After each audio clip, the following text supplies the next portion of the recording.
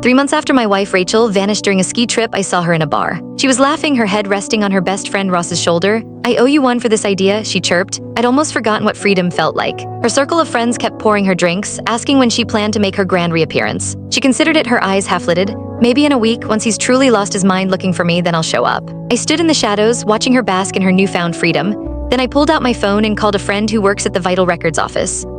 "I'm going to have Rachel legally declared dead." "You're giving up the search?" my friend asked, his voice hesitant. I lifted my gaze to where Rachel was nestled against Ross, a bitter taste rising in my throat. My voice was thick, choked. "There's nothing left to find. What's the point in finding someone who's determined to stay hidden?" After hanging up, I returned to my own private booth. My childhood friend Alex saw the thunderous look on my face and pressed a glass into my hand. "Preston, it's been 3 months. The chances of survival are practically zero. You have to start moving on." I stared down at the amber liquid, a high-proof whiskey, and threw it back in one go. The burn was immediate, stinging my eyes, forcing back tears. "Alex," I asked, my voice strained, "would anyone ever fake their own disappearance just to mess with their husband?" He looked at me with a mix of pity and frustration. "What kind of sick question is that? Only a monster would do something like that. They'd be better off actually being dead." I wiped my eyes and grabbed my coat from the sofa. "You're right," I said, my voice hollow. "I need to let Rachel go." I drove home. The house was, as always, silent. For the past 3 months, I dreaded this silence. I'd get home and turn on every light, make a cup of her favorite coffee, set out her favorite fruit on the counter, anything to pretend she was still here. I didn't understand. If she didn't want to be with me anymore, she could have just asked for a divorce.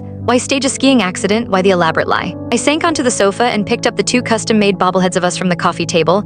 I remembered the day she gave them to me, leaning against me, a playful smile on her face. "So when I'm not around," she'd said, "these 2 can keep you company." Her words from that day merged with the ones I'd overheard tonight. Preston used to be fine, but after we got married, it was like a switch flipped.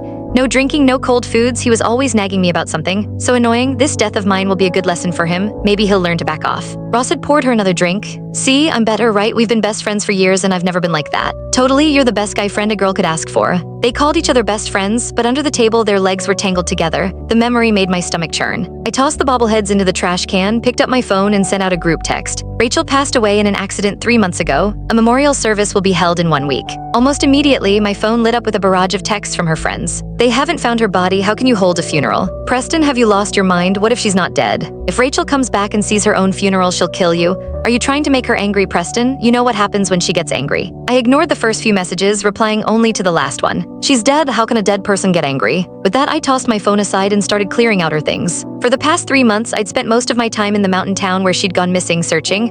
I'd rarely been home. The bedroom was mostly untouched. I pulled open her closet and froze. More than half of her clothes were gone. The only things left were out of season. A bitter, self-mocking laugh escaped my lips as tears streamed down my face. For 3 months, while I was living in a hell of hope and despair, sleeping in my car at the base of a frozen mountain, she had been coming back to our home, taking her. Click the link on the homepage to watch the full follow-up for free.